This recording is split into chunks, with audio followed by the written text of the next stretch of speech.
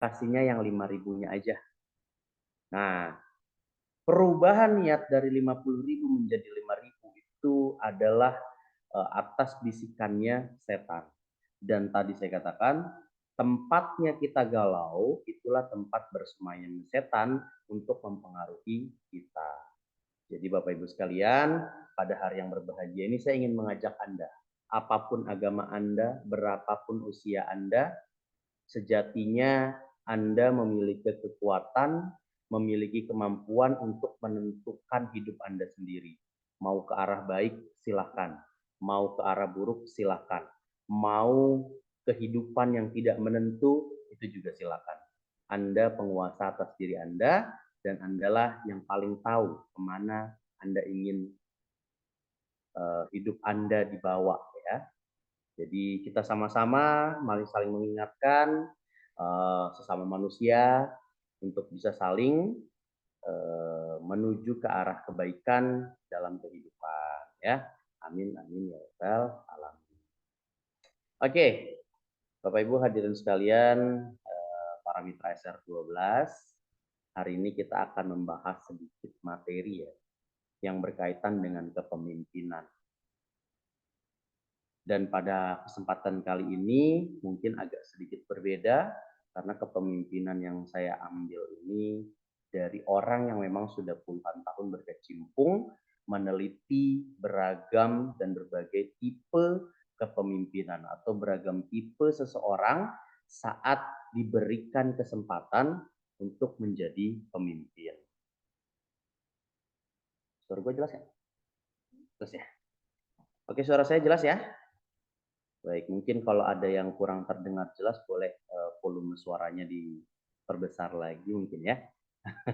Atau mungkin kalau dalam kondisi yang agak kurang kondusif atau berisik boleh agak sedikit meminggirkan diri atau apa ya, memisahkan diri dari kerumunan atau keramaian. Baik.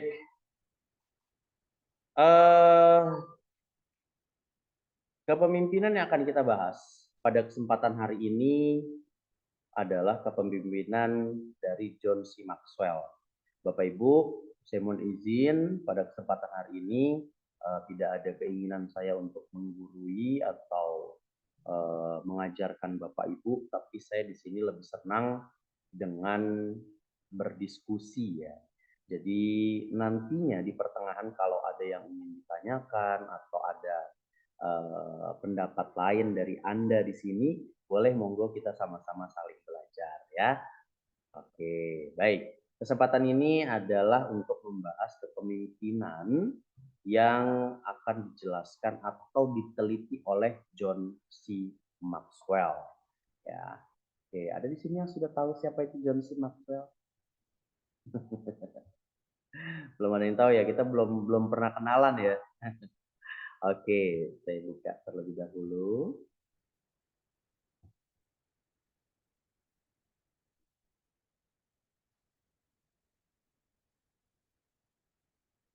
Oke.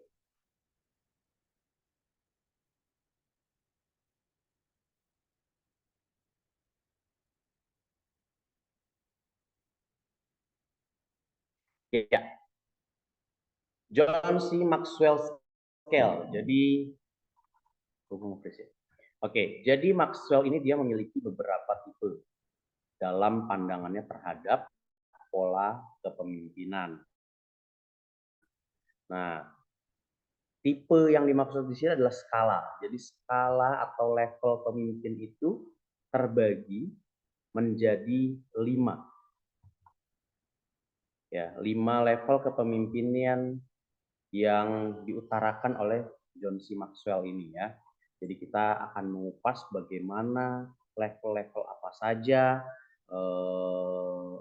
orang itu dalam kepemimpinan. Each time we try something new, we are taking a risk and we need support to navigate this risk well. Jadi kadang-kadang itu kita memang membutuhkan yang namanya sesuatu yang baru. Kita mengambil resiko dari hal tersebut, kita bertanggung jawab atas apa yang kita ambil, dan kita membutuhkan bantuan untuk mendapatkan arah dalam menentukan sesuatu yang baru yang akan kita ambil resikonya. Seperti kutipan ayat yang tadi di awal saya sampaikan, kita semuanya memiliki potensi dan kemampuan untuk menentukan segala hal dalam dunia ini. Segala resiko, segala tanggung jawab, segala konsekuensi, itu bisa kita emban. Tinggal bagaimana kita mau memilih langkah yang mana, arah hidup yang seperti apa, kemampuan mana yang akan kita gunakan untuk menentukan arah tersebut. Jadi setiap harinya itu terbuka kesempatan untuk kita ya, untuk bisa menjadi hidup ini lebih baik lagi. Kenapa? Karena without taking risk, we have trouble developing into capable adults. Karena kalau kita tidak pernah mau untuk mengambil sebuah resiko dalam kehidupan kita, maka tentunya pada saat nanti kita dewasa, kita akan selalu memiliki permasalahan dalam menyelesaikan tersebut, dalam menyelesaikan permasalahan dalam hidup, dalam menyelesaikan segala tantangan. Kenapa? Kita nggak punya kapabilitas. Gitu. Tapi saat Anda mengambil satu resiko kecil, Anda akan terbiasa nantinya untuk mengambil resiko-resiko yang besar. Pak, saya saat ini menjadi reseller, Pak. Tapi rasa-rasanya saya nggak mungkin, Pak, untuk naik jadi subagen. Oke, itu artinya Anda tidak mau mengambil sebuah resiko, mengambil sebuah konsekuensi dalam hidup Anda. Dan selamanya, sampai kapanpun, saat Anda tidak pernah mampu untuk mengambil sebuah resiko, untuk menentukan sebuah resiko dalam kehidupan, Anda tidak akan pernah bisa untuk mencapai sesuatu yang besar. Ya. Dan Anda kalau tidak mau mencapai sesuatu yang besar, sudah dipastikan Anda tidak akan pernah mengenal secara lebih dekat siapa sebetulnya pemilik alam semesta ini. Pemilik alam semesta ini besar sekali, Bu. Sebuah zat yang tiada tanding. Kalau kita tidak pernah memposisikan diri kita untuk menjadi orang yang layak dan pantas meneliti tentang kebesarannya, maka kita tidak akan pernah mampu untuk mengenal lebih dekat siapa sebenarnya Tuhan kita. Kenapa, Pak? Kok begitu? Oke. Gimana caranya kita pergi ke kota yang diidam-idamkan, diinginkan oleh banyak umat di dunia yang beragama Muslim? Kemana? Ke Mekah. Untuk apa? Berhaji. Untuk umroh. Gimana caranya kita mengenal Allah lebih dekat kalau kita tidak mengenal sejarah, kita tidak mengenal hal-hal apa saja yang menjadi kota suci bagi umat beragama Islam di kota Mekah dan Madinah. Kita nggak bisa pergi ke sana. Kenapa? Karena tidak punya cukup uang, contohnya. Jadi kita tidak bisa merasakan energi spiritual yang sangat dalam di sana. Nah, saat Anda berani untuk mengambil resiko itu, maka Anda akan menemukan sesuatu yang besar. Dan saat Anda berada dalam atmosfer yang penuh dengan energi kebesaran, itu akan memiliki potensi Anda mengenal siapa Tuhan Anda. Ya, seperti itu. Kembali ke dalam pembahasan kita siang hari ini, yakni yang berkaitan dengan apa sih skala atau level apa sih yang dikemukakan oleh John C. Maxwell selama puluhan tahun dalam meneliti tentang tipe kepemimpinan ini. Jadi kita bagikan ke dalam dua kategori besar ya. Kategori besar pertama, untuk Anda dapat menjadi seorang leader yang baik, itu dibutuhkan dua hal. Hal yang pertama adalah building your brain. Ya. Dan hal yang kedua itu adalah yang pertama itu adalah building your brain. Yang kedua itu sebenarnya bukan building your brain lagi, tapi building your team. Ya. Saat Anda menjadi seorang leader, pertama itu yang perlu Anda bangun adalah branch Anda sendiri. Branch kita sendiri bagaimana cara membangunnya? Kita perlu membangun sebuah rutinitas. Baik itu dalam diri kita maupun dalam bisnis yang kita jalankan sekarang. Karena saat ini kita sedang menjalankan bisnis di SR12, maka kita perlu membangun branch kita sendiri. Itulah kenapa Anda diminta untuk menentukan Anda itu sebenarnya di bisnis ini timnya tim apa gitu ya. Itu sebenarnya untuk brand yang Anda akan kembangkan. Nah, untuk mengembangkan Anda punya nama brand supaya lebih besar, Anda perlu membuat sebuah strategi-strategi. Apa yang perlu kita lakukan? Anda bisa lakukan GM. GM itu apa? GM itu adalah general meeting ya. Anda bisa lakukan general meeting, home sharing, atau sekedar hal-hal yang berkaitan dengan pertemuan, pembinaan. Nah, itu di situ adalah langkah daripada branch rutin yang perlu Anda lakukan. Lalu selanjutnya apa? Ada juga BOS. Kita di pusat ya, alhamdulillah secara rutin setiap 1 minggu sekali itu melaksanakan yang dinamakan dengan Business Opportunity SR12 atau BOS. Maksudnya ngapain Pak BOS ini? BOS ini dimaksudkan adalah untuk melakukan ekspansi kepada orang-orang yang tertarik dengan bisnis SR12. Atau untuk mengajak orang-orang menjadi tertarik kepada bisnis SR12. Kalau Anda yang pernah mengikuti BOS di pusat ya, tentunya mengetahui Anda punya tim atau Anda pernah diajak untuk ikut BOS ya, salah satunya adalah untuk ekspansi, untuk melakukan sebuah pengenalan ya bisnis yang Anda miliki saat ini kepada orang-orang yang sudah ingin bergabung atau yang belum bergabung tapi Anda ingin mereka segera bergabung. Itu BOS, Business Opportunity SR12 ya. Kalau di SR kita lakukan itu setiap 1 minggu sekali di pusat. Nah, untuk di cabang ada beberapa wilayah seperti di Kalimantan, Banjarmasin ya, itu juga sudah bisa dilakukan di warehouse-nya. Di warehouse Banjarmasin itu juga sudah dilakukan kalau nggak salah setiap hari Sabtu ya Kak Yusti ya. Setiap hari Sabtu itu di warehouse Banjarmasin juga dilakukan BOS.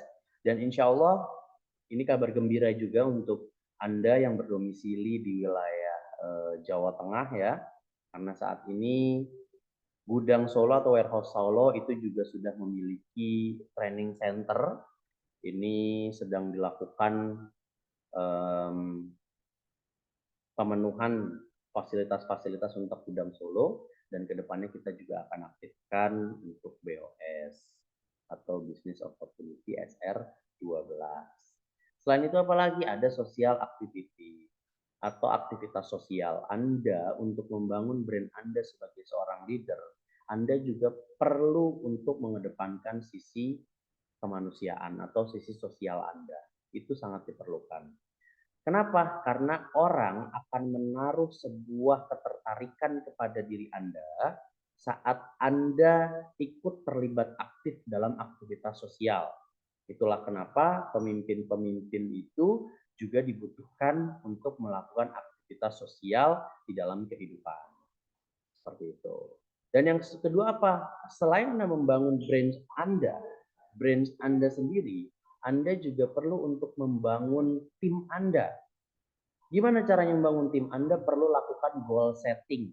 Ini tim saya mau dibawa kemana? Kalau Anda tidak lakukan goal setting, ya, orang tuh akan bingung. Pastinya bukan hanya orang yang bingung. Anda pun juga akan kebingungan dengan Anda sendiri. Pak, saya tuh saya tuh dua bulan yang lalu reseller, Pak. Saya punya leader yang saya selalu diarahkan untuk jadi apapun. Ya. Lalu sekarang posisi saya sudah sebagai agen, Pak. Dan di kondisi ini saya bingung, saya harus ngapain? Dan ternyata omset saya yang 1 bulan lalu saat saya jadi agen itu bagus, 80 juta. Bulan ini turun Pak, jadi cuma 25 juta. Kenapa Bu? Kok bisa turun? Nggak tahu Pak, saya juga nggak ngerti. Padahal kemarin ketika saya masih di reseller, masih di subagen, itu bagus Pak. Oke, yang Ibu lakukan itu selama ini mengikuti arahan dari leader atau atas inisiasi sendiri? Saya nurutin Pak leader saya. Saya turutin leader ngomong A, B, C, D, saya ikutin semuanya Pak. Makanya alhamdulillah omset saya bisa 80 juta. Oke, Pak, Bu, banyak sekali Mitra-mitra di SR12 itu memang bagus-bagus. Bahkan sekelas distributor, waktu saya diamanahkan memegang wilayah ya, ada distributor itu yang mulai dari reseller, subagen, agen, itu bagus terus. Sampai leadernya itu bilang ke saya, Pak Yusuf, ini ada agen saya, bulan besok dia naik Pak jadi distributor. Dia bagus Pak orangnya Pak, keren. Pokoknya setiap saya minta untuk home sharing, dia jalanin. Saya minta mereka untuk nyebar flyer, dia jalanin. Saya minta dia untuk CFD, dia jalanin.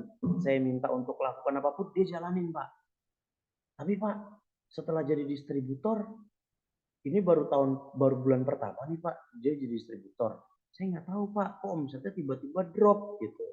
Padahal kemarin pas lagi naik jadi distributor, ngejar kunci ketiga, pertama dan kedua itu bagus terus.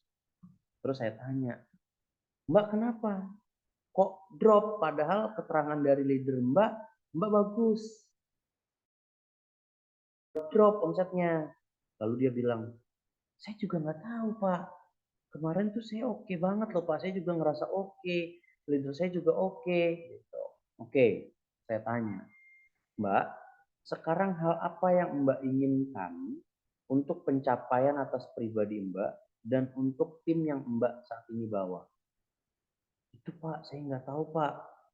Saya juga bingung. Lah kok bingung tapi Mbak bisa jadi distributor Mbak?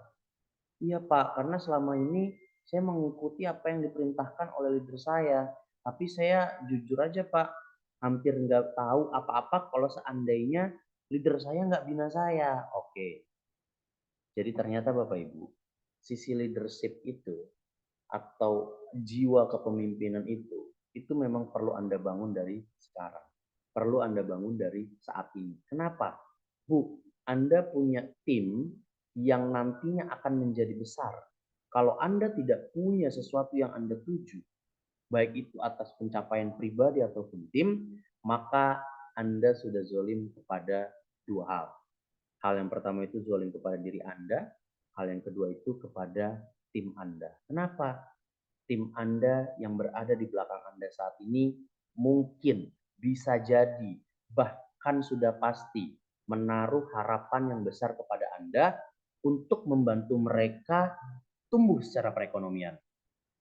Tapi kalau Anda tidak memberikan mereka pembinaan yang baik karena selama ini Anda terlalu senang berada dalam instruksi leader Anda, maka Anda akan menjadi zolim.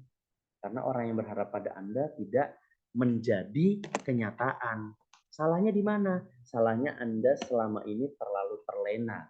Saat Anda diberikan instruksi, saat Anda diberikan arahan, saat Anda diberikan hal-hal yang membuat Anda terpacu. Salahnya saat Anda menjadi leader nanti, hal itulah yang perlu Anda lakukan untuk diri Anda dan untuk tim yang ada di bawah Anda. Seperti itu. Boleh bertolong.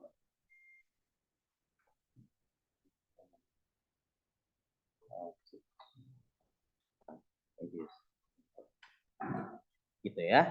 Jadi ini perlu Anda buat goal setting.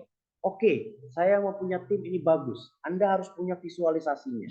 Visualisasinya seperti apa? Bulan ini omset saya sebagai reseller 500.000. Bulan depan saya punya goal terhadap pribadi saya, individu saya harus 1.500.000. Bulan ketiga saya harus membuat sebuah settingan untuk menjadikan bisnis saya, omset saya di angka 5 juta. Seperti itu. Itu adalah goal untuk diri Anda sendiri.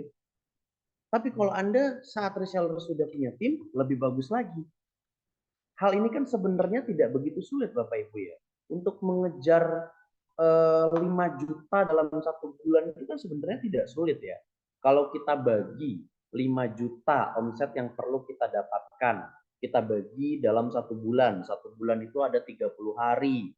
Oke, misalnya Pak 30 hari kayaknya keberatan Pak kalau saya harus bekerja setiap harinya misalnya. Ya nggak apa-apa. Oke, kita ambil rata-ratanya deh 25 hari saja misalnya. 25 hari kita memiliki waktu di dalam 1 bulan. Tinggal Anda bagi. Anda bagi 5 juta kalau dibagi 3 bulan itu berapa? Ya, silakan Anda lakukan hal tersebut supaya tidak terlalu terlihat besar ya. Contohnya nih, 5 juta kalau dibagi 25, artinya 200.000.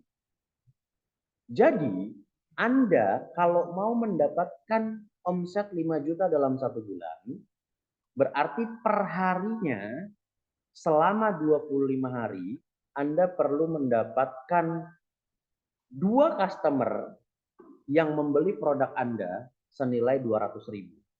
Kira-kira sulit atau tidak? Coba saya tanya kepada Anda. Kira-kira menghasilkan 200.000 dalam 1 hari. Kira-kira sulit atau tidak? Boleh silakan chat di kolom komentar.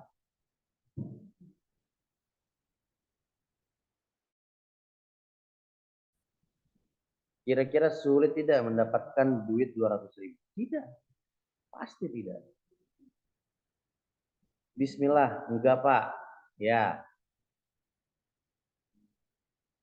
200.000 itu sebenarnya adalah nominal yang kecil ya untuk kita dapatkan. Artinya, Anda tinggal konversi saja. Anda mau ngejual produk senilai 200.000 ke 1 orang saja. Atau kalau misalnya Anda rasa itu sulit, silakan Anda buat harga 200.000 itu Anda jual ke 10 orang. Kira-kira lebih mudah mana? Menjual 200.000 ke 1 orang atau menjual 200.000 jangan 10 orang deh. 5 orang aja deh. Ya. Jadi Anda hanya perlu untuk lakukan itu.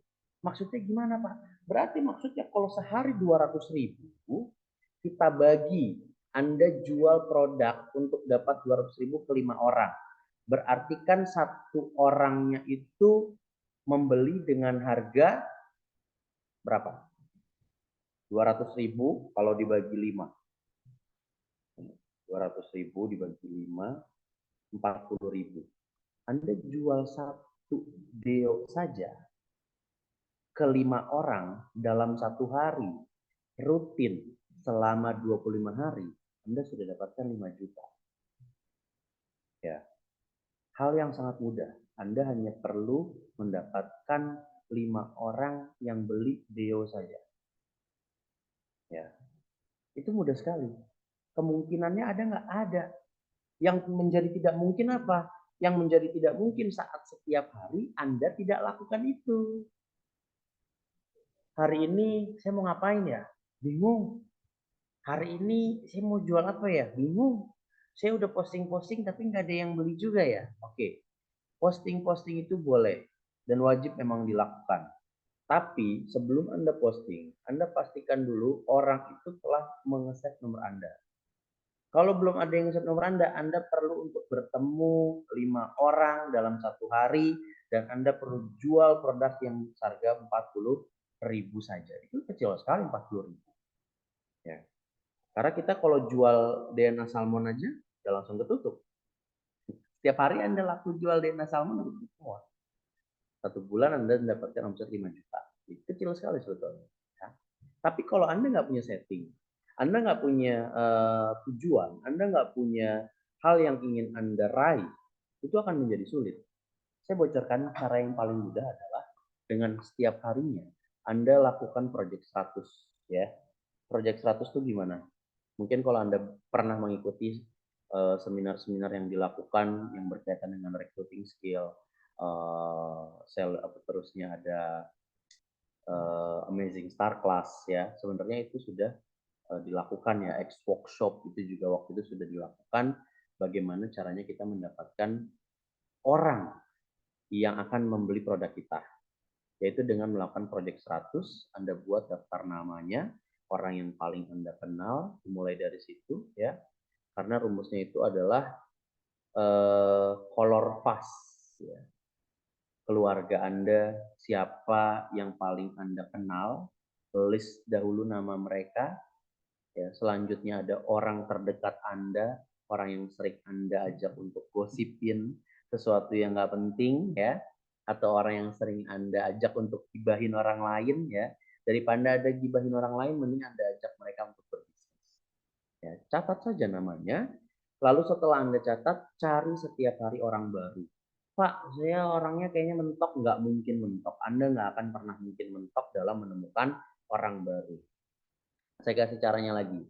Kalau misalnya keluarga sudah Anda list, orang terdekat sudah Anda list, lingkungan Anda di sekitar rumah Anda, perumahan Anda, klaster Anda, RT RW itu sudah Anda list ya. Saya pikir kalau semuanya benar-benar Anda list itu sangat luar biasa, sangat hebat sekali potensi Anda untuk mengkonversi menjadi customer dan mitra ya. Karena satu RT saja bisa jadi berapa kakak. Satu kakak bisa jadi berapa kepala. Itu baru dari satu RT. Belum dari satu RW. Kalau benar-benar Anda lakukan, Anda presentasikan, Anda tawarkan produk Anda ke mereka, itu luar biasa sekali.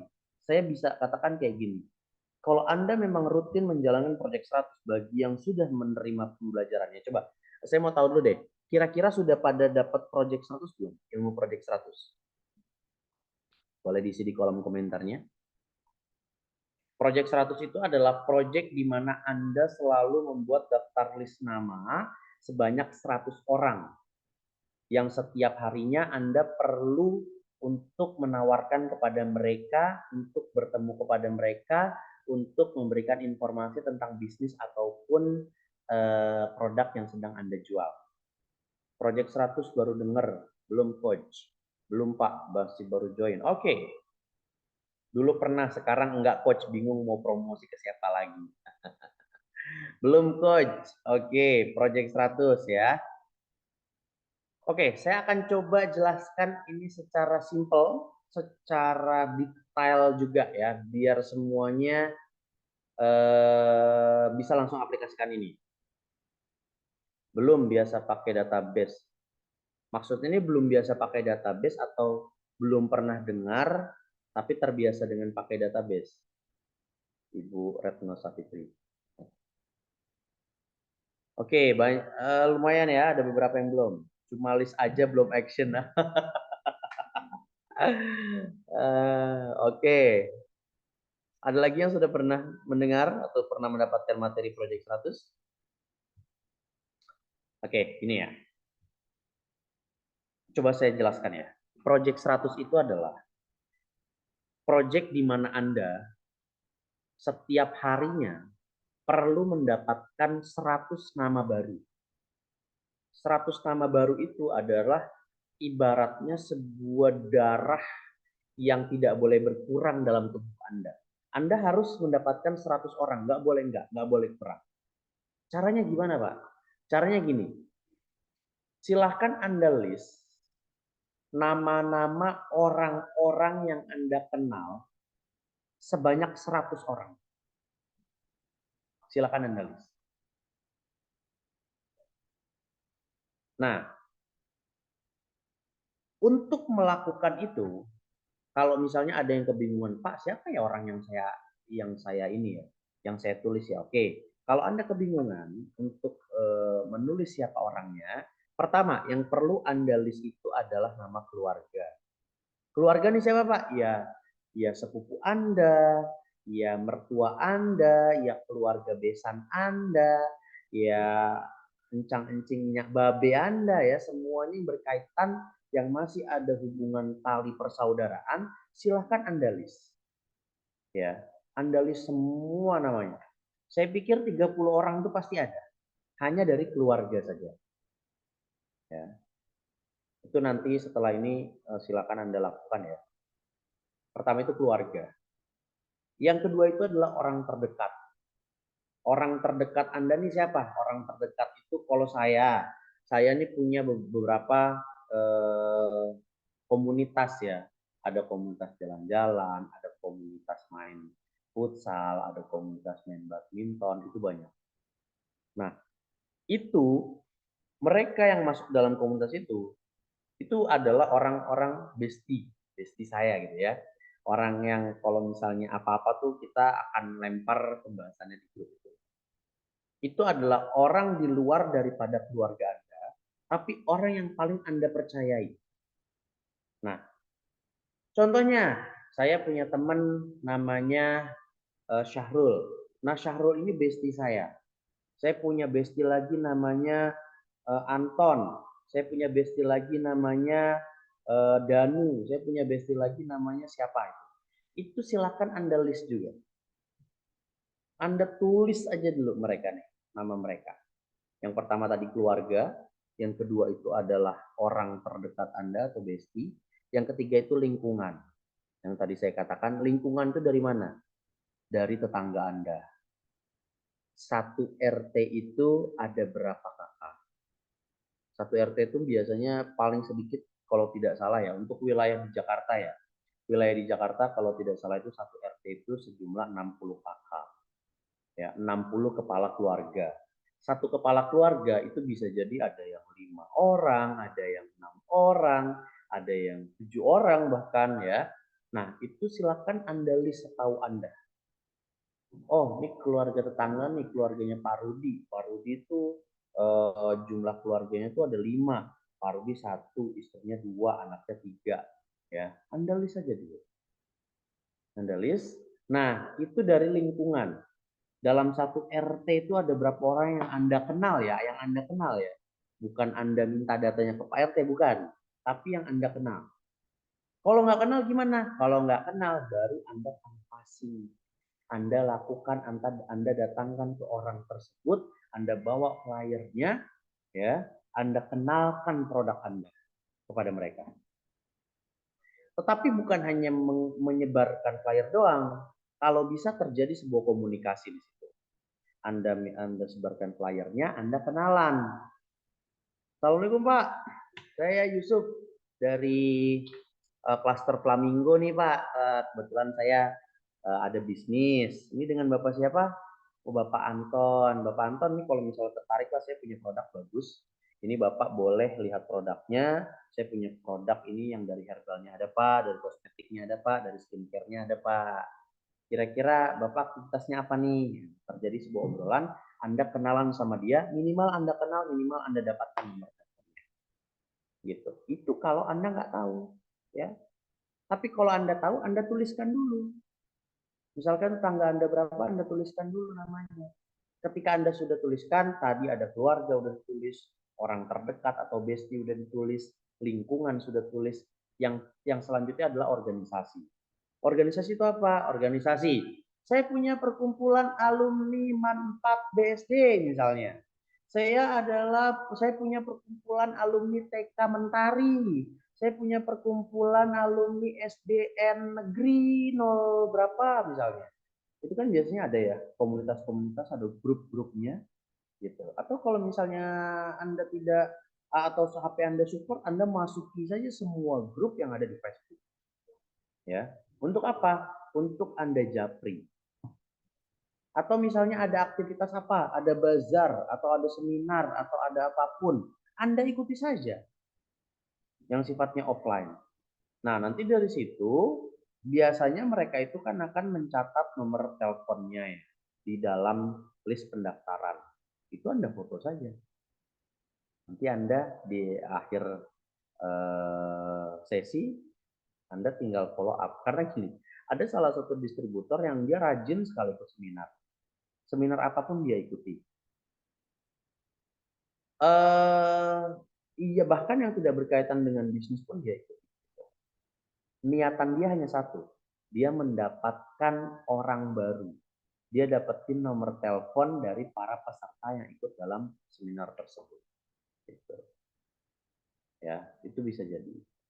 Jadi Anda punya grup apa, silahkan Anda catat nama mereka yang Anda kenal, dan selanjutnya setelah keluarga, orang terdekat, lingkungan, organisasi, yang terakhirnya adalah referensi. Referensi itu gimana? Saat Anda sudah menawarkan produk. Tetapi orang tersebut nggak mau untuk beli, nggak mau untuk join di bisnisnya juga misalnya. Dan Anda merasa dia memang belum mau saat ini. Nggak apa-apa. Anda harus lakukan sebuah pembicaraan seperti ini. Oke Bapak, kalau misalnya Bapak belum tertarik untuk bergabung di bisnis saya ataupun di produk yang saya jual, nggak apa-apa Pak. Tapi nanti kalau ada temannya, teman Bapak yang memang butuh, hubungi saya ya Pak ya. Saya punya produk yang mungkin bisa jadi menjadi wasilah daripada kesembuhan teman Bapak. Dan nanti kalau jumlahnya tinggi Pak, Bapak juga saya kasih potongan komisi Pak, tenang aja. Nah, itu adalah sebuah referensi. Siapa orang yang mereferensikan tadi? Catat namanya. Nah, itulah tadi kolor, keluarga, orang terdekat, lingkungan, organisasi, dan referensi. Catat nama mereka semuanya sampai sejumlah 100 orang. Saat sudah menjadi 100 orang, nanti kita akan buat pertemuan kepada mereka. Ini sudah masuk ke dalam materi selling skill ya, atau kemampuan dalam melakukan transaksi. Nah, itu banyak prosesnya. Kita menggunakan metode SPIN. SPIN itu situation, terus problem, terus implication, terus need payoff. Nah, itu akan berbicara, tapi sepertinya saya tidak akan bahas itu di sini karena khawatirnya nantinya terlalu panjang ketika saya harus bahas PIN. Karena kalau bahas PIN itu nanti berkaitan dengan bagaimana cara melakukan handling objection atau keberatan-keberatan, gimana caranya kita harus melakukan sebuah pertemuan pertama, gimana caranya kita harus melakukan pendekatan kepada customer. Itu sepertinya tidak kita bahas di sini, tapi kalau memang nanti itu dibutuhkan, sebetulnya sebaiknya kita lakukannya secara offline ya. Secara offline nanti kita buat agendanya itu Amazing Start Fast. Nah, di sini teman-teman semuanya, saya ingin sampaikan kepada Anda yang sudah pernah mengikuti Project 100 atau pernah mengikuti pelatihan yang memiliki materi tentang Project 100. Seperti ini. Saya dalam 3 bulan ke depan, kalau Anda konsisten menjalankan Project 100 ini, dalam 3 bulan, kalau satu pun tidak ada orang yang pertama yang beli produk Anda, yang kedua yang tidak ada yang bergabung menjadi mitra Anda, pegang omongan saya. Dalam 3 bulan ini, kalau Anda konsisten menjalankan Project 100, tapi Anda belum mendapatkan mitra, saya akan berikan Anda 20 orang mitra. Ya. Saya ulangi ya. Kalau Anda menjalankan Project 100, artinya Anda setiap hari ketemu minimal dengan 5 orang.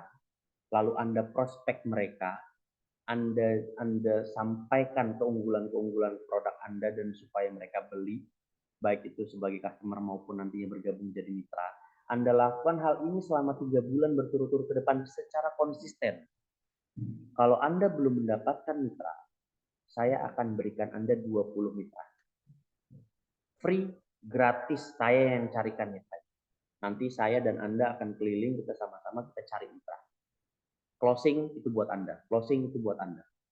Tapi syaratnya ini akan saya lakukan, ini akan saya berikan kalau Anda selama 3 bulan berturut-turut ini tidak mendapatkan mitra, padahal Anda sudah konsisten menjalankan proyek 100. Oke, ini ya. Ini di Zoom, ini terekam, jadi silakan kalau ada yang belum tahu, ada yang belum enggak, ada yang belum paham, nggak apa-apa. Nanti silahkan chat ke saya secara pribadi, nanti akan saya bina. Nanti akan saya follow up terus sampai Anda mengerti bagaimana proyek 100 ini. Tapi untuk kali ini sepertinya kita harus skip dulu karena materi penjelasan ini sebetulnya saya sudah niatkan untuk 2 sesi. Karena ini pembahasannya panjang. Jadi khawatir kalau kita bahas masuk materi yang selling skill, itu malah nantinya jadi 3 sesi. Oke, kita skip dulu yang materi tentang proyek 100-nya ya. Tapi boleh. Kalau Anda mau chat secara pribadi, nanti kita konsultasi secara pribadi, monggo. Anda butuh apa, nanti saya insya Allah siap support ya. Oke, sebentar saya cek dulu nomor WhatsApp saya. Saya juga nggak begitu hafal nomor WhatsApp kantor ya. Nggak.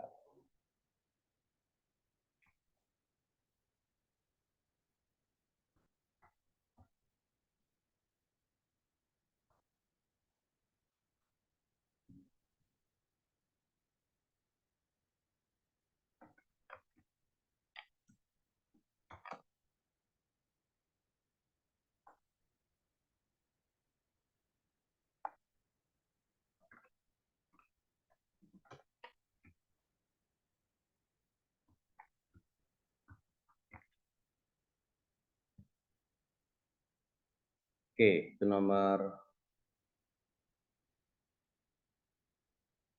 ini saya, nomor pribadi dan nomor kantor ya.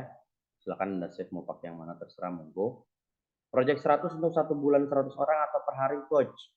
Project 100 itu hanya untuk membuat daftarnya saja sebanyak 100 orang.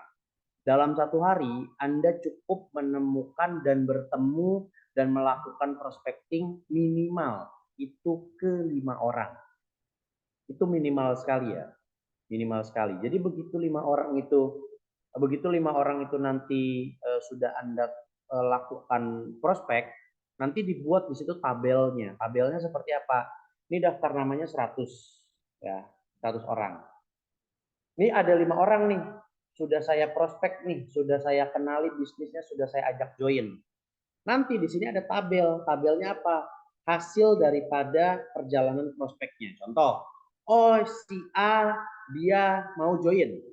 Ini yang satu. Yang satu lagi masih menunggu pendapat dari suami atau mau izin dari suami. Oke, tulis di situ di tabelnya menunggu suami. Yang ketiga, oh nggak mau join karena dia nggak punya uang. Oke, kita tulis dia nggak mau join karena nggak punya uang. Tapi di situ catatannya, tapi dia mau untuk menjadi referensi. Jadi dia mau ngasih tahu ke teman-temannya kalau ada yang butuh produk kita. Yang keempat nggak mau join karena dia di luar negeri. Oke. Yang kelima ternyata udah meninggal. Oke. Itu kita perlu tulis hasilnya. Ya. Nanti kita akan bahas panjang mungkin secara ini ya, private ya. Masalahnya nggak pede ngomong depan orang. Cun duluan. Oke. Oke. Oke, nanti kita buat supaya bagaimana caranya bisa pede depan orang. Mbak Supianti kalau boleh tahu dari mana daerahnya? Mbak Supianti, kalau boleh tahu dari daerah mana? Singkawang, Kalimantan Barat. Oke. Yang berada di Kalimantan Barat atau bagi Anda yang berada di daerah-daerah baik itu di Jawa Barat, Jawa Timur, Jawa Tengah, Kalimantan, Sumatera, Sulawesi, Papua, bagi Anda yang memang membutuhkan pelatihan yang berkaitan dengan bagaimana caranya itu bisa tampil pede di hadapan banyak orang, silakan Anda sampaikan ke leader Anda. Kalau Anda tahu siapa distributor Anda sampaikan ke distributornya, bilang ke distributornya, Bu, Mak, atau Kak, atau Mbok, atau siapapun Anda panggil mereka, minta untuk diadakan seminar atau pelatihan public speaking di daerah Anda. Minta kepada distributornya, ya. Minta kepada distributornya untuk buat pelatihan public speaking supaya bisa pede tampil di hadapan banyak orang, gitu ya, supaya nanti insya Allah kalau ada kesempatan yang tepat, kalau memang waktunya juga bisa, kita punya waktu yang seragam, nanti saya akan hadir di tempat Anda untuk kita bedah apa sih dan bagaimana sih caranya sebetulnya untuk bisa tampil pede seperti itu ya. Oke. Kita skip dulu untuk materi selling skill ini, kita lanjut ke materi tentang kepemimpinan atau leadership. Nah, nantinya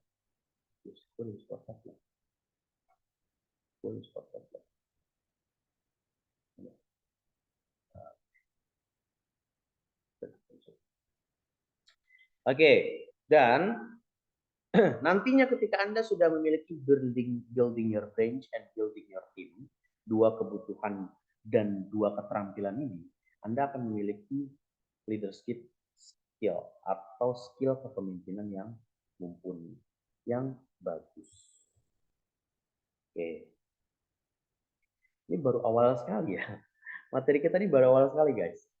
Apa itu leadership? Jadi leadership itu adalah proses mempengaruhi orang lain agar secara sukarela ikut berpartisipasi guna mencapai tujuan tim. This is leadership. Jadi bukan lagi pada saat Anda harus marah-marah dulu, baru mereka ikutin. Anda harus pukul-pukul mereka dulu, baru mereka ikutin. Dan kepemimpinan itu sebenarnya adalah saat mereka itu secara sukarela mengikuti apa yang Anda perintahkan, apa yang Anda inginkan, apa yang Anda cita-citakan, yang pada dasarnya tujuannya itu adalah untuk kepentingan tim. Oke. Kalau kita berbicara tentang leadership, ada sebenarnya tiga analogi, dan ini menjadi moto ya. Dan moto ini memang dikeluarkan oleh Bapak Pendidikan kita. Anda tahu siapa Bapak Pendidikan Negara Indonesia ini? Bapak Pendidikan Negara Indonesia kita ini adalah Bapak Ki Hajar Dewantara. Bapak Ki Hajar Dewantara ini pernah menyampaikan kepada masyarakat Indonesia bahwasanya tipe-tipe dalam kepemimpinan itu dianalogikan dalam situasinya itu menjadi tiga hal. Situasi yang pertama adalah Ingar Sosung Tulodo. Situasi yang kedua adalah Ing Madyo Mangun Karso. Dan situasi yang ketiga adalah Tuturi Handayani. Maksudnya gimana? Sebagai seorang pemimpin, Anda perlu berada di depan barisan. Sebagai seorang pemimpin, Anda perlu berada di tengah-tengah barisan. Dan sebagai seorang pemimpin, Anda juga perlu Anda sebagai pemimpin untuk menunjukkan kepada tim yang di barisan Anda untuk mengarah ini ke depan, ini lurus, ini ke kanan, ini ke kiri, ini berhenti gitu. Saat Anda berada di tengah-tengah barisan, harapannya apa? Pemimpin itu tahu apa sih yang menjadi permasalahan dari barisan kita. Kok disuruh ke kanan malah ke kiri, disuruh jalan malah berhenti. Itulah gunanya pemimpin berada di tengah-tengah tim. Lalu pemimpin harus berada secara situasinya di mana lagi yang terakhir? Tuturi Handayani ada di belakang. Untuk apa? Untuk memotivasi para timnya, ayo semangat, ayo terus bekerja. This is leadership. Kepemimpinan itu bukan selamanya harus di depan terus. Kepemimpinan itu juga bukan selamanya harus di tengah terus sibuk asik mikirin omongan tim. Bu, kenapa kok belum bergerak? Iya Pak, soalnya tim saya yang ini lagi layu, yang ini lagi lesu. Bu, kenapa kok omsetnya juga drop?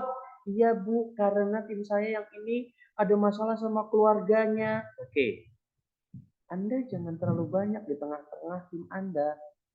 Anda berada di tengah, itu bukan untuk menjadi bagian dari perasaan atau energi negatif tersebut. Tapi Anda berada di tengah untuk mengetahui bagaimana situasinya dan Anda harus menyelesaikan itu. Jangan karena timnya loyo Anda jadi loyo. Kalau begitu ya nggak jalan. Anda perlu di depan. Ada tim loyo, Anda perlu tunjukkan jalannya. Kasih tahu strateginya. Ada tim yang loyo, Anda perlu di belakang. Dorong. Gitu. Tapi jangan juga di belakang terus. Capek Bu dorongnya. Kereta Shinkansen itu kecepatannya sampai di 400 km per jam. Itu merupakan kereta tercepat di dunia saat ini yang dimiliki oleh Jepang. Kenapa dia bisa cepat? Karena di setiap gerbongnya, di setiap bagian tubuh daripada kereta tersebut, itu dibekali dengan lokomotif atau dibekali dengan gerbong yang memiliki mesinnya masing-masing. Sehingga kalau dia ada 9 gerbong, 9-9-nya punya mesinnya. Jadi yang mendorong dia, yang ikut mengerem dia, yang ikut menggerakkan mesinnya dia gitu ya. Tidak seperti kereta yang ada di Indonesia. Kereta di Indonesia itu lokomotifnya cuma 2, Bu. Kalau bukan di depan, ya di belakang. Bahkan ada juga masih yang keretanya itu lokomotifnya 1, cuma di depan doang. Bayangkan 1 lokomotif di depan menggendong dan menarik 8 gerbong di belakang. Kira-kira berat nggak? Berat. Ya. Jadi Anda sebagai pemimpin juga harus punya mindset seperti ini. Yang sukses jangan gua doang. Yang sukses nggak boleh gua doang. Karena kalau yang sukses itu Anda sendiri, itu sama seperti analogi kereta yang lokomotif penggeraknya itu cuma di depan. Anda menarik gerbong lainnya yang di belakang. Susah, Bu. Tapi kalau Anda punya hati yang mulia, ingin membantu orang-orang supaya sukses, Anda punya Anda punya kepintaran, Anda punya keahlian, Anda bagikan ke tim Anda. Ayo sini, saya jago nih dunia digital marketing. Sini semuanya, kita kumpul, kita belajar bareng. Ya, Anda ajarkan ke mereka semua, yang sukses bukan Anda doang, tapi juga mereka. Itu sama seperti Shinkansen, semuanya bergerak, semuanya punya usaha, semuanya berikhtiar yang sama. Untuk apa? Sampai ke tujuan. Gitu. Jangankan kereta Shinkansen, Anda naik apa namanya ya, gaya baru malam selatan dengan Anda naik Argo Lawu itu nyampenya aja berbeda gitu. Ya. Padahal masih sama-sama satu penggerak gitu. Apalagi kalau semuanya jadi penggerak dalam mencapai tujuan bersama pasti akan lebih cepat. Oke.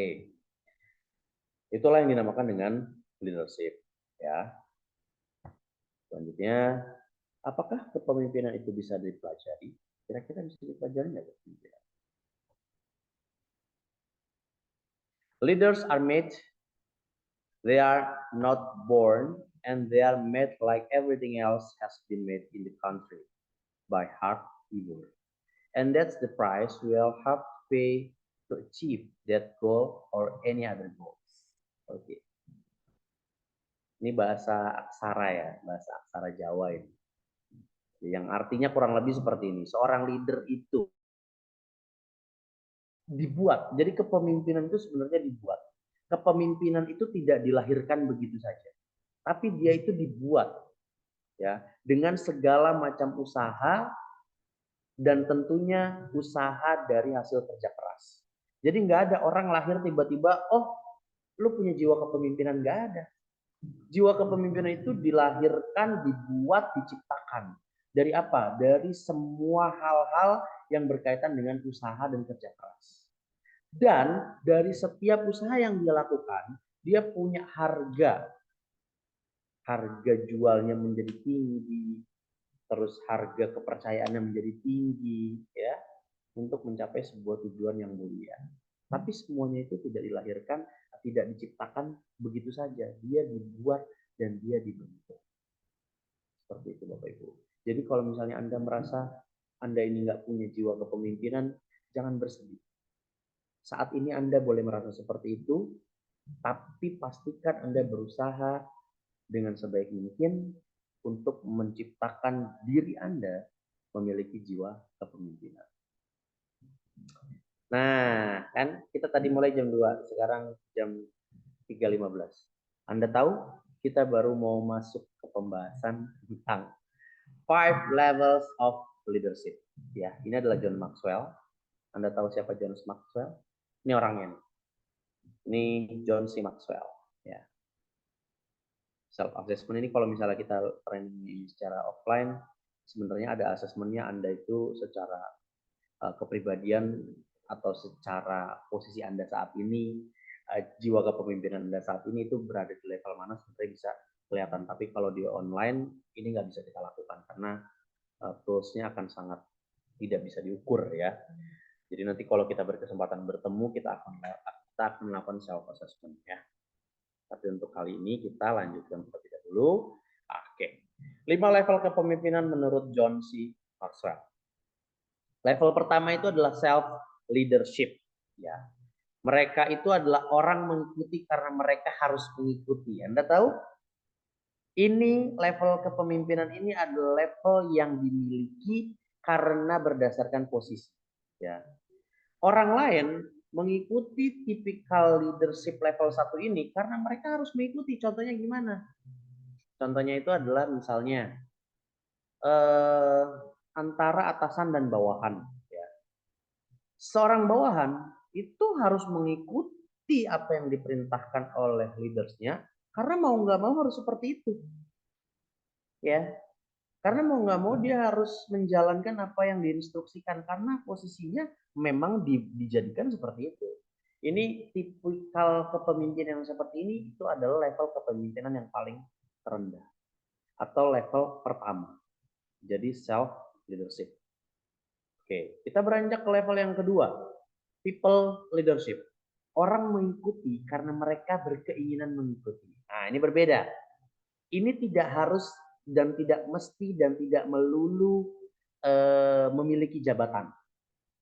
Tetapi Anda punya sesuatu yang membuat orang lain, kayaknya kalau saya ikut Pak Yusuf nih lebih oke nih. Udah saya ikut Pak Yusuf aja lah, karena memang keinginannya. Dan bisa jadi orang berkeinginan di tipe kepemimpinan level kedua ini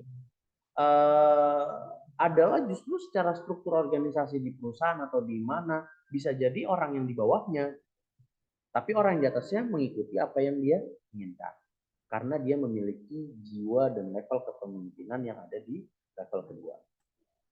Sekarang level ketiga, production leadership. Orang yang mengikuti karena apa yang sudah Anda lakukan untuk organisasi atau tim. Nah, ini levelnya level ketiga. Jadi nggak melulu harus dari jabatan. Tapi orang ikutin Anda karena Anda sudah memiliki bukti. Oh, saya bisa loh untuk menjadi seorang agen. Saat ini saya ada loh di level agen. Nah, Anda yang berada di level subagen bisa jadi mengikuti orang tersebut baik dari caranya, strateginya, meskipun dia bukan tim Anda ya, meskipun dia bukan tim Anda, bisa jadi dicontoh, bisa jadi ditiru, ya, karena Anda sudah membuktikan bahwa dengan strategi ini oke.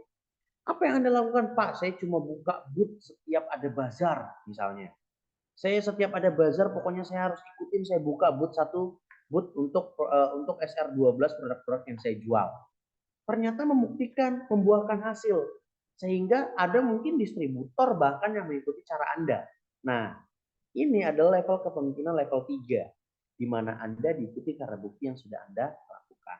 Kita naik level keempat, ini adalah duplication. Orang mengikuti karena diri Anda dan apa yang Anda lakukan untuk mereka. Saya udah jalanin home sharing ini rutin setiap 1 minggu 2 kali. Home sharingnya nggak usah ngapa-ngapain, nggak usah banyak materi, datang ke sono kita ngerujak bareng-bareng. Ketika ngerujak, ayo kita saling curhat apa yang menjadi permasalahan. Ya. Setelah itu nanti kita akan coba cari solusinya bersama-sama. Anda hadir untuk melakukan sesuatu yang berdampak buat mereka. Dan pada saat itu Anda menjadi orang yang level ini adalah level kepemimpinan tingkat 4. Dan yang tertinggi ini adalah level yang kelima. Apa itu? Yaitu respect. Orang mengikuti karena siapa Anda. Siapa Andanya itu bukan karena jabatan ya, bukan karena jabatan, bukan karena Anda pimpinan organisasi, bukan karena atas yang apa Anda lakukan dalam beberapa hal, tapi memang orang mengikuti karena respect terhadap Anda. Respect ini dalam segala aspek. Anda itu melakukan kebaikan untuk diri Anda, melakukan kebaikan untuk mereka. Anda juga memiliki posisi yang mumpuni untuk menjadikan mereka itu mengikuti apa yang Anda sampaikan. Ya, semua aspek Anda miliki, maka mereka akan respect kepada Anda. Dan ini adalah level kepemimpinan yang tertinggi. Ya, jadi kalau Anda merasa saat ini Anda posisi sebagai seorang leader, tapi ada mitra Anda, ada tim Anda yang agak susah untuk mengikuti apa yang Anda sampaikan, coba cek.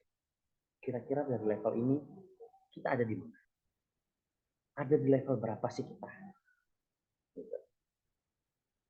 Dan kalau misalnya ada yang nggak ngikutin, bisa jadi dia nggak respect dengan Anda. Bisa jadi karena tidak ada yang bisa diduplikasi dari diri Anda. Bisa jadi Anda itu tidak memiliki prestasi. Bisa jadi karena mereka emang nggak mau ngikutin Anda. Gitu. Coba dicek ada di mana kita, di level berapa kita.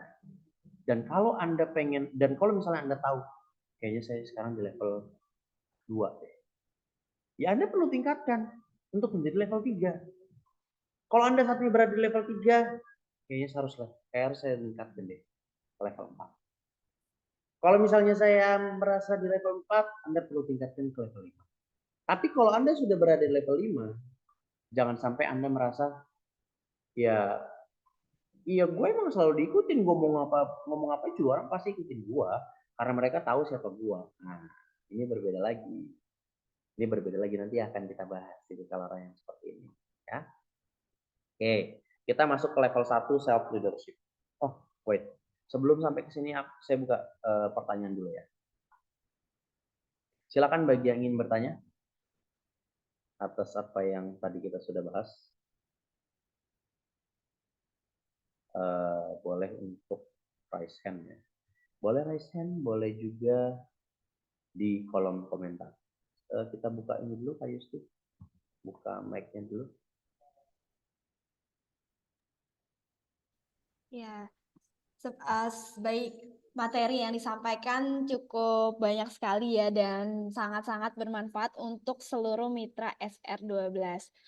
Baik, sesi selanjutnya adalah sesi tanya jawab. Sebelum melanjutkan materi kepada seluruh mitra SR12 dipersilakan untuk raise hand ya. Oke, ada pertanyaan sampai sini? Monggo. Oke, Coach. Sebelum kita lihat atau kita menjawab pertanyaan dari yang raise hand, kita jawab dulu pertanyaannya dari Kabila Ayu. Coach, gimana cara memotivasi tim yang lagi lemas? Gimana, Oke, Coach? thank you Kak Belayu yang sudah menanyakan. Kita berikan applause dulu dong Kak Bella. Ini good question sekali nih ya. Bagaimana caranya memotivasi tim yang lagi lemah? Pertama, untuk mungkin saya itu boleh di.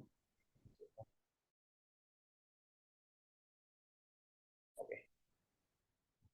Oke, yang pertama yang perlu kita lakukan untuk memotivasi tim yang lagi lemas ya.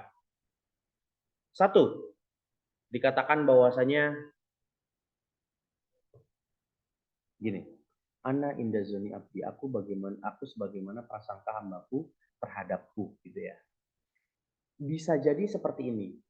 Kalau misalnya Anda memiliki tim yang lagi lemas, bisa jadi itu adalah sebuah hal yang mereka juga lihat dari Anda sebagai seorang leader.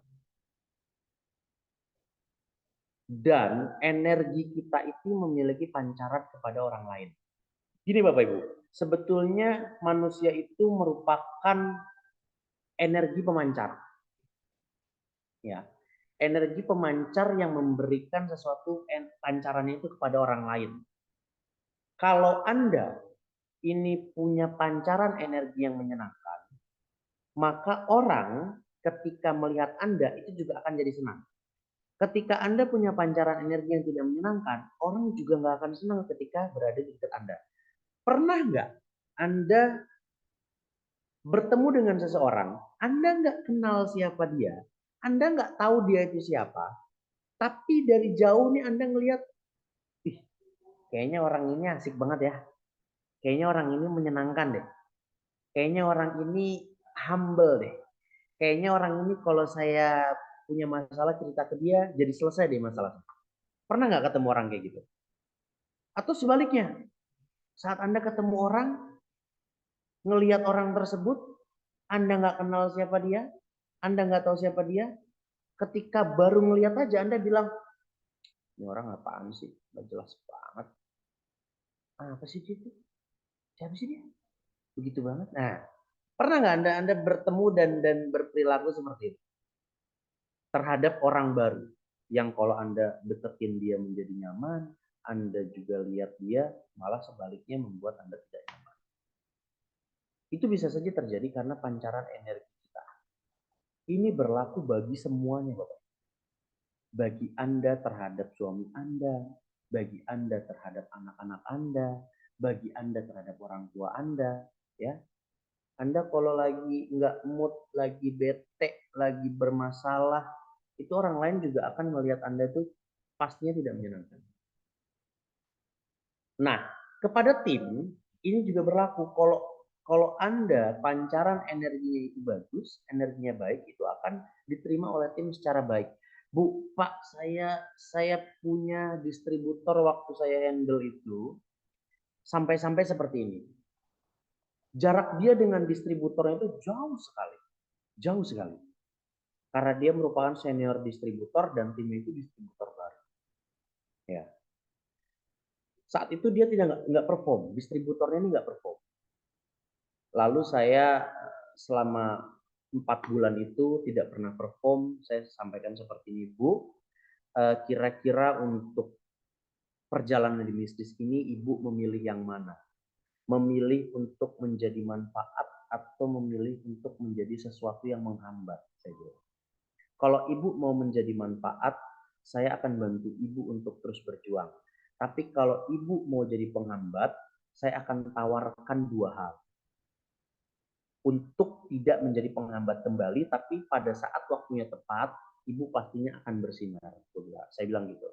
Saya bilang, ibu mau saya buatkan surat pengunduran diri, atau ibu mau keluar secara baik-baik mengundurkan diri menjadi distributor. Dia bilang dengan berbagai macam alasan dan dinamika yang terjadi, dan saya maklumi hal tersebut karena memang tidak bisa dipaksakan. Akhirnya dia membuat keputusan untuk mengundurkan diri sebagai distributor. Tapi yang membuat saya cukup menarik ya, ceritanya menarik adalah pada saat pengunduran itu dia sampaikan kepada saya kayak, Pak, saya mau ngundurin diri, omset saya memang jelek karena saya ada dinamika yang terjadi dan ini nggak bisa dipaksakan, kata dia. Itu momennya itu kalau nggak salah seminggu sebelum Lebaran. Dia menyampaikan itu. Terus dia bilang gini, nanti Pak setelah Lebaran saya akan turun menjadi agen lagi, nggak apa-apa. Tapi boleh nggak Pak, saya minta satu hal. Jangan sampai Ibu SDU itu tahu Pak kalau keadaan saya begini. Karena saya nggak mau nama SDU ini menjadi jelek karena saya. Dia sampaikan itu ke saya seperti itu. Artinya apa? Level yang sangat jauh tersebut membuat SDU ini atau senior distributor ini begitu dihormati oleh distributor yang sangat jauh perbedaannya, dan dia menjaga nama distributor tersebut, dan dia sampaikan, Pak jangan sampai Bu SDU tahu gimana keadaan saya karena saya malu kalau nantinya nama Bu SDU juga jelek karena adanya saya. Nah, respon, tindakan, dan juga hal-hal yang berkaitan dengan kehidupan Anda selama ini itu berpengaruh dalam diri Anda. Anda mau pancarkan diri Anda itu sejauh mana? Pancaran energi SDU ini itu sampai jauh sekali, sampai orang tersebut malu kalau misalnya perlakuan atau tindakan atau perjalanan bisnis dia tidak baik, itu dia malu. Malunya bukan karena dirinya, bukan karena membuat dirinya malu nantinya, tapi dia malu kalau sampai dengan keburukan yang dia lakukan, ketidakperformnya yang dia lakukan itu membuat SDU-nya malu. Bayangkan seberapa besar pancaran SDU tersebut sampai bisa seperti itu. Pilihannya ada di Anda. Anda mau menjadikan tim Anda ini semangat atau tidak? Coba tanya dulu ke diri Anda. Pancaran energi saya itu sudah sebagaimana? Ada di level berapa energi kepemimpinan saya seperti yang dijelaskan oleh John C. Maxwell? Ya. Jadi Mbak Bella kalau misalnya mau menanyakan gimana cara memotivasinya, pastikan Anda sudah termotivasi dulu. Anda mau membuat tim Anda bangkit, pastikan Anda punya kemantapan hati untuk bisa meyakinkan diri Anda akan segera bangkit. Kalau Anda mau menjadikan tim Anda ini semuanya bertumbuh, pastikan dulu diri Anda untuk sudah yakin ingin segera bertumbuh. Gitu ya. Kenapa? Agar pancarannya terasa. Agar pancaran kepada timnya terasa, Anda semangat, tim Anda pasti akan semangat. Ini sudah berdasarkan fakta, berdasarkan penelitian. Tim yang lemes ya 80% disebabkan oleh leadernya yang lemes. Tim yang bangkit 80% itu terjadi karena leadernya juga bangkit. Ya. Distributor di wilayah yang pernah saya handle itu, dia cuma satu kuncinya. Dia cuma deket aja sama leadernya. Dia nggak ngerti jualan, dia nggak ngerti ilmu digital marketing, dia belum pernah pakai marketplace, usianya pun juga sudah tidak tergolong muda. Yang dia lakukan cuma dia nempel sama leadernya, dan itu berhasil. Gitu. Kenapa? Karena pancarannya sampai. Itu yang pertama. Yang kedua, untuk memotivasi tim, kita pakai analogi yang terjadi dalam diri kita dan seluruh umat manusia. Yang pertama ditakut-takutin, yang kedua diapresiasi. Manusia ini beribadah itu kan karena dua hal sebetulnya. Anda melakukan sholat bagi yang beragama muslim itu karena dua hal. Yang pertama Anda pengen surga, dan yang kedua Anda takut neraka. Itu aja sebetulnya. Anda pilih pakai motivasi yang mana? Pak saya pengen masuk surga, sholat. Pak saya nggak mau masuk neraka, sholat. Anda tetap jalanin sholat, tapi pengen pakai yang mana? Ditakut-takutin apa dikasih apresiasi? Anda mau tim Anda berjalan dengan baik, running dengan cepat, bertumbuh, berkembang. Pakai dua hal itu. Anda takut-takuti supaya nanti dia turun level, atau Anda apresiasi supaya dia termotivasi. Dan manusia itu hanya tergerak dari dua hal tersebut, selain dari pancaran yang kita berikan.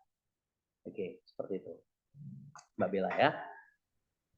Oke, baik. Untuk pertanyaan yang kedua, Pak Ucup, dari, wah, pertanyaan panjang sekali ya. Bagaimana cara membesarkan SR12 Coach di tempat yang sekarang? Tempatnya belum banyak yang saya kenal karena status saya merantau, tapi alhamdulillahnya saya sudah ada beberapa mitra Coach. Yang menjadi masalah di saat leader saya menyarankan saya untuk pergi ke apotik atau toko-toko untuk memperkenalkan produk belum sepenuhnya karena ada grogi mau ngomong coach, bagaimana cara saya bisa memasukkan produk tanpa ada rasa grogi dan gugup? Silakan. Oke, thank you Mbak Lul Nunah. Apapun keadaan Anda, apapun kondisi saat ini, tidak ada yang pernah membatasi Anda, ya. Anda pindah dari satu tempat ke tempat yang lain itu juga bukan keinginan saya, bukan keinginan siapapun. Bisa jadi itu juga bukan keinginan Anda sendiri. Ada faktor-faktor yang membuat Anda berpindah. Artinya dimanapun tempatnya, sebetulnya Allah itu sudah menempatkan rizkinya.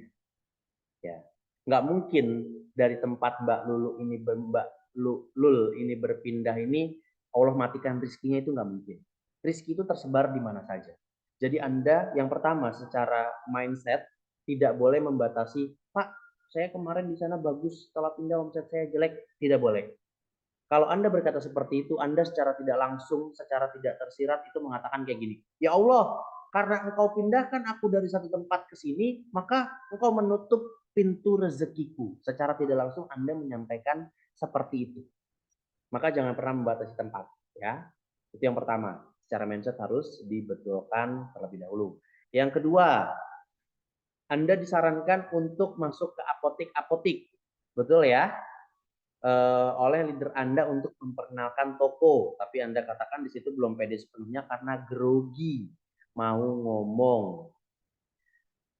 ngomong kepada seorang apoteker, ke asisten apoteker, ke bagian pengadaan atau ke owner di apoteker, itu akan lebih mudah ketimbang Anda harus berbicara dalam home sharing yang di hadapan 100 orang, 200 orang, 1000 orang. Gitu ya.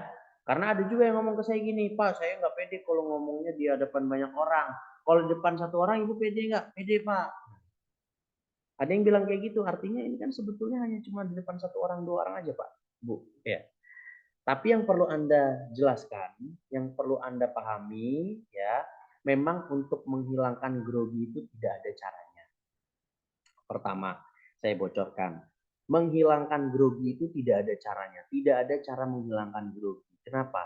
Karena grogi itu sendiri adalah sesuatu yang memang secara alamiah, secara sunatullah itu diberikan oleh Allah, diberikan oleh Tuhan kepada setiap manusia. Itu adalah hal yang memang sudah sepantasnya diberikan. Kenapa? Kalau Anda tidak diberikan rasa grogi, tidak diberikan rasa nervous, Anda akan menjadi manusia yang paling sombong. Allah sudah tahu itu akan terjadi, makanya sengaja Allah titipkan rasa grogi. Maksudnya gimana? Kalau Anda nggak punya rasa grogi, pertama, cuma mau ketemu apoteker doang, gampang itu mah, orang udah biasa juga. Kalau nggak biasa ya paling ngomongnya gitu-gitu aja. Gitu. Itu kalau Anda tidak diberikan rasa grogi. Tapi kalau diberikan rasa grogi, setidaknya, seminimalnya, Anda itu diberikan rasa bahwasanya, duh, kayaknya saya perlu persiapan untuk bisa ngomong ke apotek-apotek seperti itu. Dan kalau misalnya Anda mau, ini bagi Anda yang beragama Muslim ya, silakan baca doa yang seperti ini. Rabbi shrah li sadri wa yassir li amri wahlul 'uqdatam min lisani yafqahu qawli. Kalau Anda putar rekaman ini di awal, ya, setelah salam, saya bacakan hal tersebut. Kenapa? Bibir saya, lidah saya, semua perkataan yang keluar dari saya, ini sebetulnya tidak terlepas dari izinnya Allah, izinnya Tuhan. Jadi kita meminta doa kepada Allah, kita meminta doa kepada Tuhan agar penyampaian ini, lidah ini, mulut ini dibantu oleh Allah menyampaikan bermanfaat. Seperti itu. Kalau Anda memang masih grogi dan Anda belum belajar tentang public speaking atau hal yang lainnya dan itu dirasa masih terlalu lama kalau Anda harus belajar dulu, nggak apa-apa. Saran saya baca dulu Rabbi Shrah li Sadri wa Yassir li Amri, dan yang kedua niatkan seperti ini, ya Tuhan, hari ini saya ingin bertemu dengan apoteker untuk memperkenalkan produk SR12. Saya mohon pinjamkan kekuatanmu ke dalam mulutku untuk aku bisa menyampaikan informasi ini secara jelas dan agar orang tertarik dengan bisnis ini. Dan saya meniatkan apa yang setiap saya lakukan ini, saya pasrahkan semuanya kepada Engkau. Engkaulah pemilik seluruhnya dari tubuh ini. Seperti itu. Niatkan seperti itu. Supaya Allah bantu, supaya Tuhan bantu Anda dalam mengucapkan, dalam menyampaikan. Tetapi ingat, Anda perlu memantaskan diri Anda. Memantaskannya gimana? Anda boleh berdoa seperti itu, tapi Anda harus pantaskan dengan belajar cara berbicara, cara bersikap, cara berpakaian, cara menyampaikan. Itu adalah cara memantaskan dengan doa-doa yang memang sudah Allah titipkan ke dalam lisan Anda. Seperti itu. Baik, seperti itu ya Ibu Lulul Maknunah. Ya, untuk selanjutnya kita lanjut lagi ya Coach ya ke materi karena sebentar lagi Zoom meeting akan segera selesai. Oke, thank you Kak Yusti. Ya, kita sampai jam berapa Kak? Jam 4 ya. Makasih Coach, sama-sama Mbak Lulul. Dari mana Mbak Lulul nih? Kalau boleh tahu Mbak Lulul Maknunah. Dari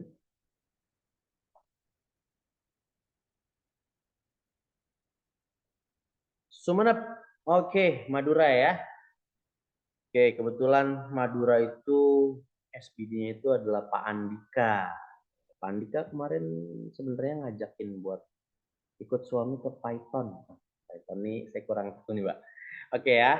Baik, bagi Anda yang mungkin mengalami hal yang sama dengan Mbak Lulul tadi ya, kesulitan dalam menyampaikan informasi terlebih kepada atau mungkin ketika masuk ke apotik-apotik ya, itu silakan minta juga ke leadernya untuk training FOD ya. FOD itu adalah Field Observation and Demonstration, di mana sebetulnya prakteknya itu sebenarnya nggak begitu dalam, materi secara teorinya itu tidak begitu dalam, hanya sekitar 25%, dan 75%-nya itu langsung praktek. Sebenarnya yang dilakukan itu adalah seperti itu dalam FOD. Ini di sini kalau mitra-mitra di Jawa Tengah itu beberapa saya pernah temani ya, saya dampingi juga untuk melakukan proses FOD atau Field Observation and Demonstration. Nah di sini ada Mbak Parsi ini, kalau Anda tahu Mbak Parsi ini salah satu distributor dari wilayah Karanganyar. Waktu itu saya juga mendampingi Mbak Parsi ya dalam kegiatan FOD ya Mbak Parsi ya. Ini yang ikut Mbak Parsi atau Mbak Rista ini?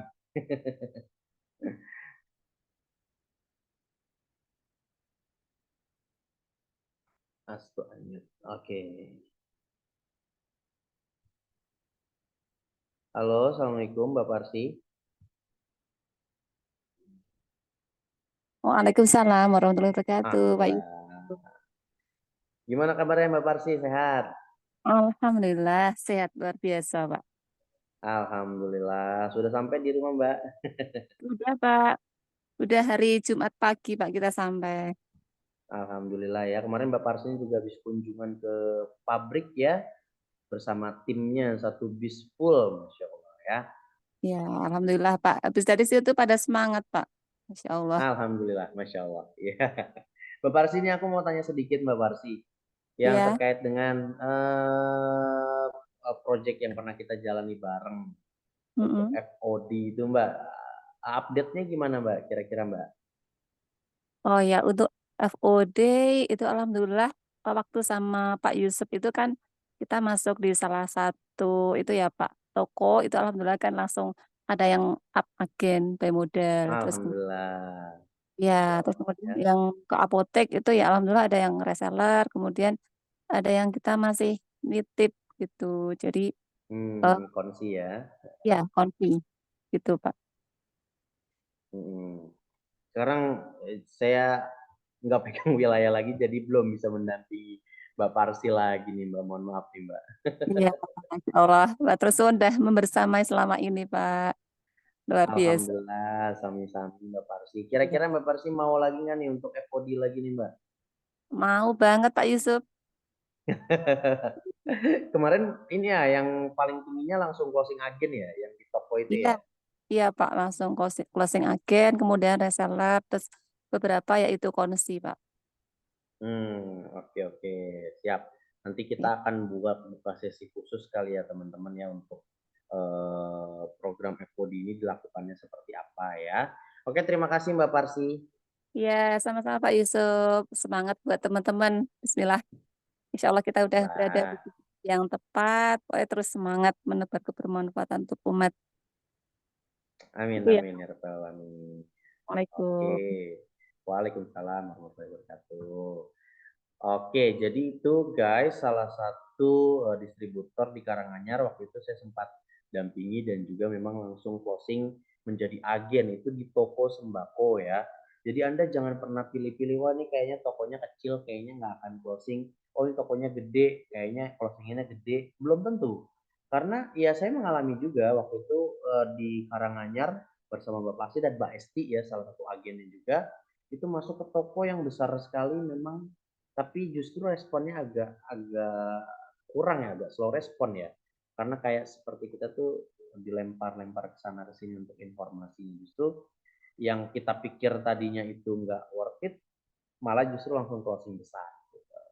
Nah, hal inilah yang menjadi perhatian juga buat teman-teman bahwasanya niat yang kita lakukan itu perlu tulus juga, perlu mengenal bahwasanya semua rezeki itu bukan kita yang mengatur ya, tapi rezeki itu Allah yang mengatur. Dan satu hal yang harus terjadi dalam pikiran kita itu adalah Anda tidak perlu membatasi kayaknya di sini dapat, kayaknya di sini enggak. Kayaknya orang ini mau beli, kayaknya orang ini enggak. Jangan seperti itu. Anda tidak pernah bisa mengatur dan mengerti dan mengetahui isi hati dan pikiran orang lain. Yang perlu Anda lakukan adalah ikhtiar saja, memberikan informasi, mengedukasi, prospek itu ke siapapun. Kalau Anda belum pernah mendapatkan materi-materi dan pembelajaran tentang ilmu public speaking, setidaknya satu hal yang harus Anda lakukan. Setiap hari Anda harus bertemu, yang tadi ya, minimal 5 orang, 10 orang lebih bagus. 10 orang ini setiap hari Anda temui, Anda jualin produk SR12. Pak, saya nggak tahu gimana caranya. Jual aja dulu. Gimana Pak caranya? Anda punya produk? Punya Pak. Jual. Gimana caranya? Ya tawarin. Kalau didiemin, orang nggak akan beli. Tapi kalau ditawarin, Anda akan beli. Ada orang yang beli. Pasti ada yang beli. Pasti ada yang tertarik. Pasti ada yang berminat. Tapi kalau misalnya Anda nggak pernah menemui orang, setahun 2 tahun Anda nggak punya mitra, terus Anda bilang kayak gini, Pak mitra saya dikit, kenapa? Nggak tahu Pak, orang nggak ada yang gabung lagi. Ya iyalah, Anda nggak pernah tawarkan itu, gitu. Tapi kalau semakin Anda sering menawarkan produk SR12, Anda lakukan flyering, CFD Anda lakukan promosi, itu pasti Anda akan menemukan pola, ritme, strateginya sendiri. Ya, bahkan kalau Anda belum pernah belajar tentang ilmu public speaking sekalipun. Tapi kalau setiap hari Anda konsisten 10 orang Anda temui tanpa pernah putus, Anda punya pola dan strategi sendiri. Itu pasti. Apalagi kalau Anda sudah menemukan pola, strategi, dan dibarengi dengan ilmu public speaking, itu makin tajam lagi. Tombaknya itu udah runcing banget buat nusuk ke hati orang, langsung closing. Gitu. Ya, jadi saran saya, dan ini merupakan sebuah fakta, sekolah terbaik dalam dunia marketing dan sales itu tidak ada selain memperbanyak intensitas bertemu dengan orang. Ya, nggak ada lain, nggak ada sekolah, nggak ada kursus yang lebih bagus daripada setiap harinya Anda memperbanyak intensitas ketemu dengan orang, jual impor. Nggak ada yang lain. Anda banyak teori apapun yang Anda dapatkan, kalau nggak dipraktekin nggak akan pernah ketemu. Tapi Anda nggak pernah ikut materi apapun, kalau Anda langsung praktekkan, itu pasti akan dapat. Kalau mau yang lebih banyak, Anda praktekkan dan Anda tambah lagi, Anda update lagi ilmu Anda tentang dunia marketing. Seperti itu. Ketika mengenalkan SR12, menurut Coach, produk apa dulu yang ditawarkan? Apapun produk yang Anda tawarkan, pastikan Anda sudah menggunakannya terlebih dahulu. Ya, saya nggak bisa jawab produk apa yang menurut saya nggak bisa jawab itu. Karena masing-masing orang punya first produk yang digunakannya berbeda-beda. Dan apa produk yang pertama Anda pakai, apa produk yang Anda gunakan, apa produk yang Anda benar-benar merasakan manfaatnya, itulah yang Anda jual. Itulah yang Anda tawarkan. Kenapa? Karena Anda pasti sudah merasakan, Anda punya value, dan Anda bisa menceritakan ke orang lain bukan katanya. Karena kalau katanya, Anda nggak bisa tuh merasakan emosi dari produk tersebut. Contoh, saya nggak pernah pakai cushion misalnya. Kira-kira saya pede nggak jualin cushion? Pede aja, bisa nggak jualin cushion? Bisa aja. Tapi kalau Anda menanyakan gimana dan produk apa yang harus saya tawarkan terlebih dahulu, yang pasti adalah produk yang sudah saya gunakan. Saya rasakan manfaatnya. Agar ketika Anda bercerita, Anda akan dengan detail menceritakan. Iya Pak, saya ini setelah pakai minyak bulus, wah mantep deh. Nah, misalnya seperti itu. Nah, mantepnya itu, kata mantep bukan cuma sekedar mantep. Anda bisa ceritakan dampaknya Pak. Yang tadinya kulit saya kayak gini Pak, oh itu jadi kayak gini Pak sekarang. Yang tadinya itu ada bercak-bercak Pak, sekarang hilang Pak. Apa yang Anda rasakan pasti akan berbeda. Contohnya, Anda pakai minyak bulus. Teman Anda pakai minyak bulus, sama-sama ngerasain manfaatnya. Tapi pasti ceritanya akan berbeda. Nah, cerita yang datang dari pengalaman setelah menggunakan produk itu akan lebih mantap lagi karena Anda yang benar-benar merasakannya. Jadi apapun produknya, pastikan Anda telah menggunakannya. Pastikan Anda telah rasakan manfaatnya. Itu produk yang perlu Anda tawarkan. Tapi kalau misalnya kita melihat dari best seller produk SR12 yang memang sering disampaikan oleh Mbak Citra, ya pastinya susu itu menjadi daya tarik, deo spray itu menjadi daya tarik, ya. Lalu selanjutnya ada DNA salmon itu juga hype. Terus selanjutnya manjakani, ya itu sekarang sudah berbagai macam varian dan berbagai macam fungsi dan itu melengkapi semua keluarga dari manjakani, itu akan lebih oke juga. Dan marketnya itu memang langsung tertuju, ya, langsung tertuju, prospektif insya Allah seperti itu. Tapi kita nggak bisa kemungkinan juga karena ada distributor yang dia memang khusus, bukan khusus ya, yang memang dia sangat laku ketika jualannya lemon. Bahkan yang lain pada cari cushion, dia cari lemon. Yang lain carinya pada DNA salmon, dia carinya lemon. Yang lain carinya manjakani, dia carinya lemon. Karena memang ya market dia di situ. Dan karena dia telah menggunakan rasakan manfaatnya. Gitu ya. Oke, sekarang jam berapa?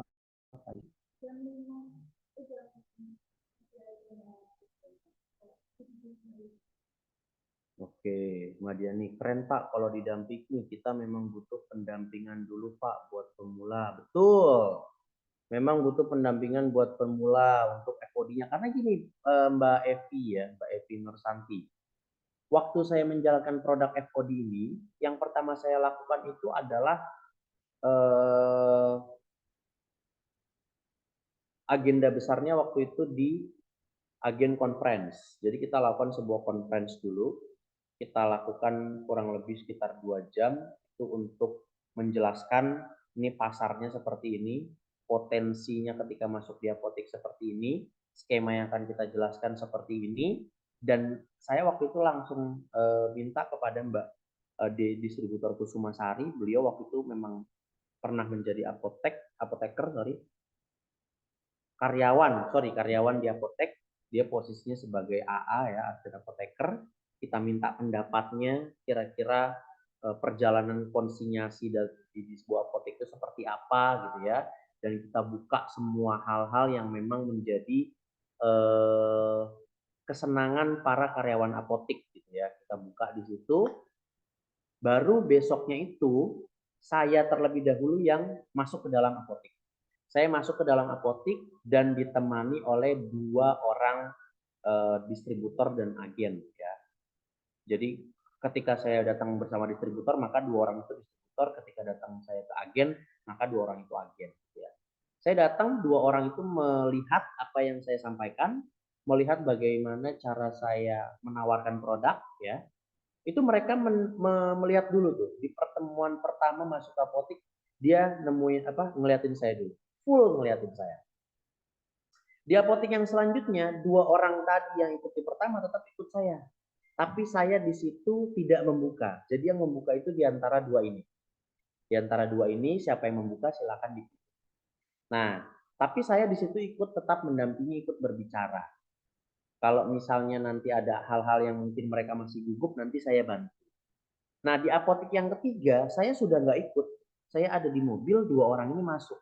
Tapi mereka tetap merekod percakapan dari HP. Jadi apa yang mereka sampaikan, cara penawarannya gimana, cara kalau ketemu owner harus gimana, apoteker gimana, asisten apoteker gimana, bagian pengadaan gimana, itu direkod. Dan malamnya setelah kita lakukan aktivitas itu, malamnya kita lakukan evaluasi. Apa yang perlu ditingkatkan, apa yang kira-kira menjadi poin kurang tepatnya, itu kita lakukan di malam hari. Besoknya kita lakukan lagi seperti itu, kurang lebih selama 2 minggu kalau nggak salah. Seperti itu. Memang tetap butuh pendampingan. Bahkan distributor pun juga seperti Mbak Parsi tadi, terus ada Mbak Intan Maduri waktu di Jawa Tengah itu, saya memang mendampingi juga ke mereka.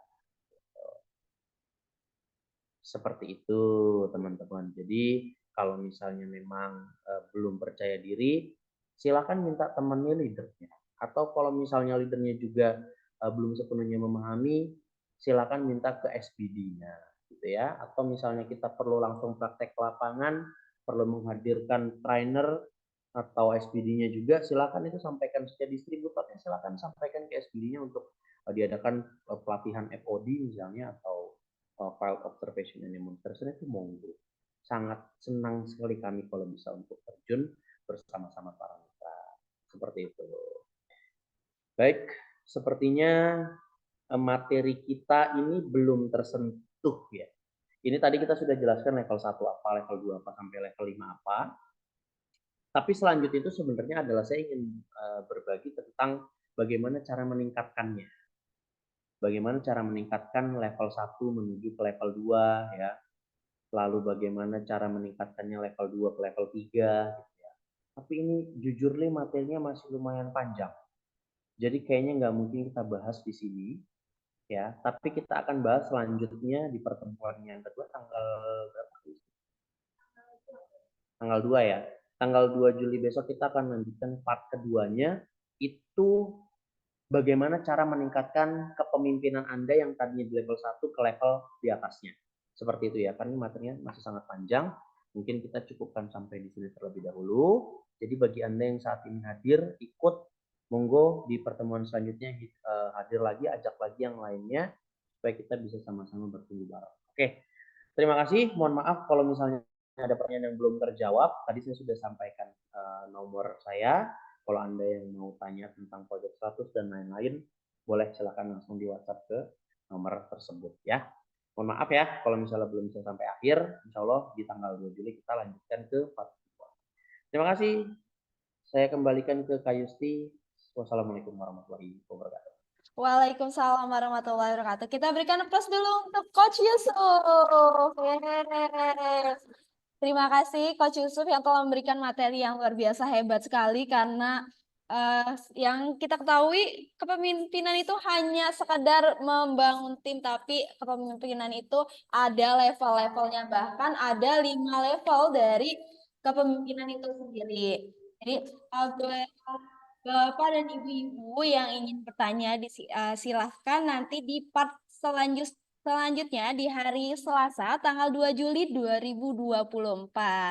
Selesai sudah ya training online kita pada hari ini. Semoga ilmu yang disampaikan Coach Yusuf bermanfaat. Amin amin ya rabbal alamin, dan semoga seluruh mitra SR12 sehat selalu, lancar rezekinya, diberi kemudahan dalam jualan produk SR12. Sebelum kita Amin. Amin amin ya rabbal alamin. Sebelum kita pamit undur diri, kita foto bersama dulu yuk. Dipersilahkan kepada seluruh mitra SR12 untuk menghidupkan kameranya. Oke. Oke.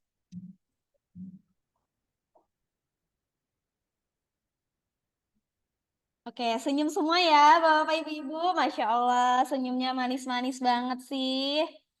Ini calon-calon distributor sukses nih semuanya, amin. Amin. Oke, hitungan 1, 2, 3 senyum ya. Oke.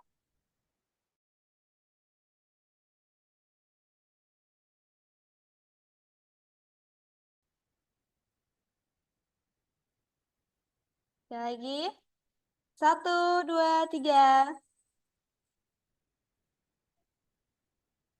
Oke, terima kasih. Alhamdulillah telah selesai materi yang disampaikan Coach Yusuf. Bismillah ya. Bisa diaplikasikan di kehidupan sehari-hari. Saya Yusti Listiani, selaku membawa acara, pamit undur diri. Wassalamualaikum warahmatullahi wabarakatuh. Waalaikumsalam warahmatullahi wabarakatuh. Terima kasih Kak Yusti. Terima kasih kembali, Coach. Terima kasih Bapak Ibu.